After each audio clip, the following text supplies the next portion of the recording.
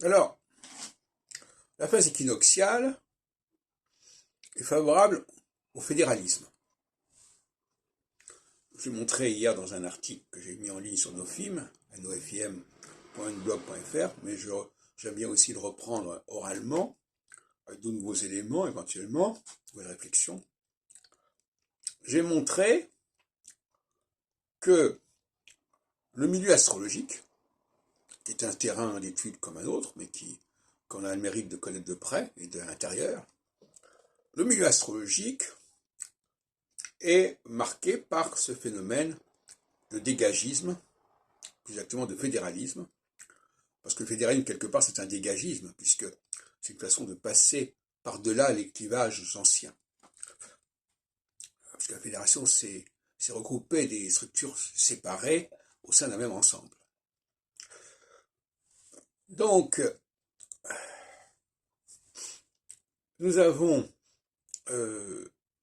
en 1954 une première fédération française d'astrologie qui se met en place avec le Centre national d'astrologie, le groupe de Néroman et la Société d'astrologie de France, je crois.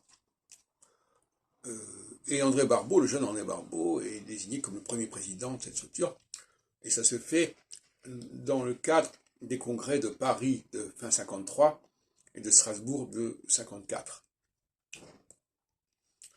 Alors, ensuite, on passe à 1980. Je n'ai pas trouvé encore d'éléments intermédiaires, peut-être qu'il y en a, je ne sais pas.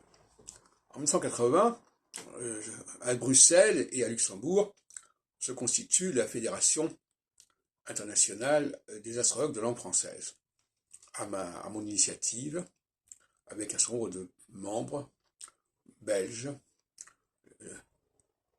lyonnais, lorrains et suisses. Et ensuite, nous avons, toujours dans la même période équinoxiale des années 80, c'est-à-dire au moment où Saturne est passé sur l'axe équinoxial Bélier-Balance, nous avons deux fédérations qui se constituent, dans la foulée de ce que nous avons signalé là. La Fédération française d'astrologie de Daniel Rousseau et la Fédération des enseignants d'astrologie de Denise Après. Et Daniel Rousseau organise un congrès à Cannes en 85 et Denise Après un congrès à Orléans en 85. Alors je passe sur les détails de ce mouvement fédéral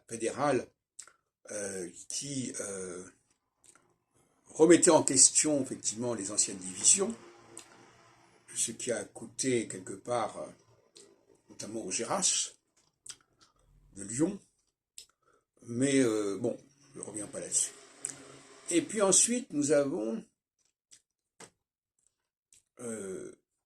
aussi en 1979, juste à la veille de ce passage équinoxial, la création de la Fédération internationale méditerranéenne d'astrologie à Nice, avec les Grecs, les Espagnols, les Italiens et les Israéliens, avec un congrès à Athènes en 82.